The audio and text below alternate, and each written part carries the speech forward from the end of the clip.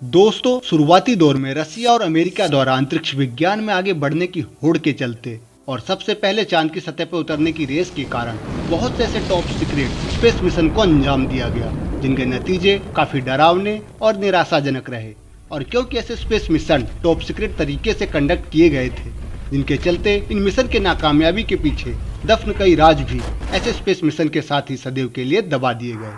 और दुनिया को वो बताया और दिखाया गया जो कि वास्तव में शायद वैसा था ही नहीं।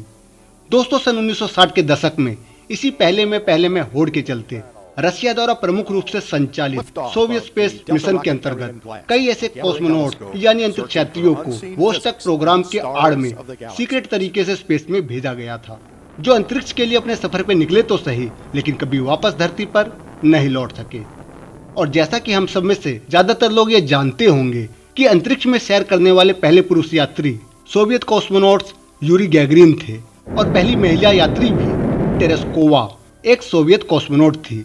लेकिन दोस्तों, आपको जानकर ये हैरानी होगी कि इटली में रहने वाले दो भाई एक्ले और बशिष्टा, जो एक शौकिया रेडियो ऑपरेटर थे, ने 1960 के दशक में यह दावा किया कि उन्होंने सोवियत स्पेस प्रोग्राम के 9 से ज्यादा सीक्रेट मिशन की दुखद और रहस्यपूर्ण रेडियो ट्रांसमिशन को मॉनिटर और रिकॉर्ड किया है, और जिसमें सोवियत स्पुतनिक मिशन भी शामिल है। और उनके अनुसार यूरी गैगरिन और वैलेंटाइन टेरेस्कोवा पहले कॉस्मोनॉट्स नहीं थे जिन्होंने स्पेस ट्रेवल किया।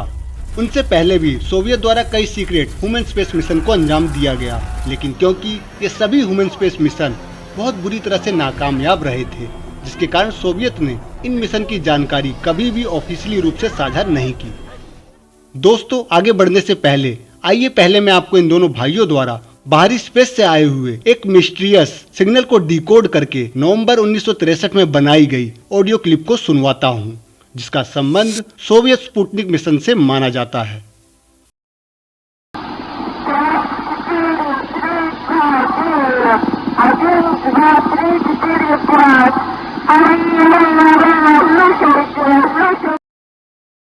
दोस्तों, अभी आपने जो ये ऑडियो क्लिप सुनी, इस ऑडियो क्लिप में एक फीमेल कॉस्मोनॉट जो पृथ्वी से बाहर सफलतापूर्वक जाने के बाद वापस अंतरिक्ष से पृथ्वी पर लौट रही थी, तभी री एंट्री के दौरान उसके कैप्सूल का कूलिंग सिस्टम खराब हो जाने के कारण उसका कैप्सूल पूरी तरह से आग की लपटों से घिर गया था और ये फीमेल कॉस्मोनॉट रशियन भाषा में मदद की गुहार लगा रही थी और काफी घबराए हुए यह पूछ रही थी कि क्या अब यह जलने वाला है। साथ ही यह महिला अपने आप को आग की लपटों से जलते हुए भी बता रही थी।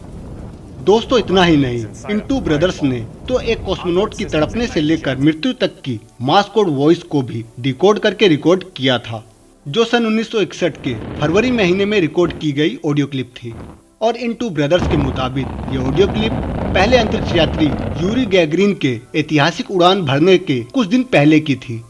जिसमें मृत्यु को गले लगाने से पहले इस अंतरिक्ष यात्री ने पृथ्वी को 3 बार ऑर्बिट भी किया था और री एंट्री के दौरान कैप्सूल जलकर खत्म हो जाने की वजह से उसकी मृत्यु हो गई थी। दोस्तों, लेकिन अभी ये इटली ब्रदर्स कहाँ मानने वाले थे, और ऐसे ही एक दिल दहला देने वाली घटना इन भाइयों ने सोवियत स्पेस मिशन के दौरान यह रिकॉर्ड की कि मई 1961 में सोवियत द्वारा अंजाम दिया गया एक सीक्रेट कॉस्मोनॉट स्पेस मिशन के दौरान एक अंतरिक्ष यान नियंत्रण से बाहर हो जाने के बाद गहरे स्पेस में जाने के लिए पृथ्वी की कक्षा क्षेत्र से बाहर निकल जाता है और दूर जाते हुए इसमें बैठा हुआ अंतरिक्ष यात्री मदद के लिए पुकार लगा रहा है।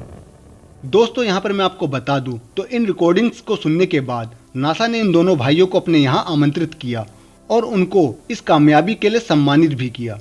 जिसके बाद रसिया ने इस पर अपनी सफाई देते हुए दुनिया को यह बताया कि ये सभी ऑडियो रिकॉर्डिंग्स बेबुनियाद हैं और इनका कोई भी वास्तविक आधार नहीं है। और अगर बात की जाए इसमें रिकॉर्डेड आवाजों की, तो किसी भी स्पेस मिशन के दौरान अंतरिक्ष यात्रियों को रेडियो पर बात करने की कुछ बुनियादी तौर तरीके सिखाए जाते हैं, ताकि वो अपनी बात स्पष्टता के साथ हेडक्वार्टर या कंट्रोल रूम को कम शब्दों में आसानी से समझा और बता सके। लेकिन रिकॉर्डिंग्स में किसी में भी इस तरह के किसी भी प्रोटोकॉल्स को फॉलो नहीं किया गया है। साथ ही साथ इन किसी भी रिकॉर्डिंग्स में बोलने वाले व्यक्तियों ने किसी भी तरह से सोवियत स्पेस प्रोग्राम से संबंधित कोई भी बात नहीं कही है जो यह साबित कर सके कि ये सभी सोवियत कॉस्मोनॉट्स थे जो तथाकथित स्पेस मिशन के दौरान मारे गए थे।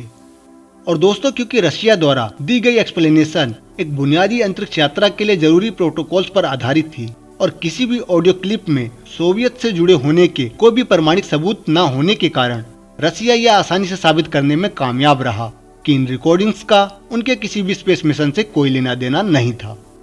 अब दोस्तों, आप क्या मानते हैं? क्या ये सभी ऑडियो रिकॉर्डिंग्स फेक थी? क्या आग में झुलसती तड़पती हुई महिला अंतरिक्ष यात्री की रिकॉर्डेड आवाज एक एडिटिंग और बनावटी आवाज थी जिनका वास्तविकता से कोई संबंध नहीं था? या फिर ऐसे सीक्रेट स्पेस मिशन रशिया द्वारा कंडक्ट किए गए होंगे जिसे रशिया विश्व से सदैव के लिए छुपाना चाहता है? अपनी राय नीचे कमेंट करके अवश्य बताएं। साथ ही साथ वीडियो अगर इंटरेस्टिंग और इन्फॉर्मेटिव लगी हो तो वीडियो को लाइक, शेयर और चैनल को सब्सक्राइब करना ना भूलें। आपका धन्यवाद। जय भारत।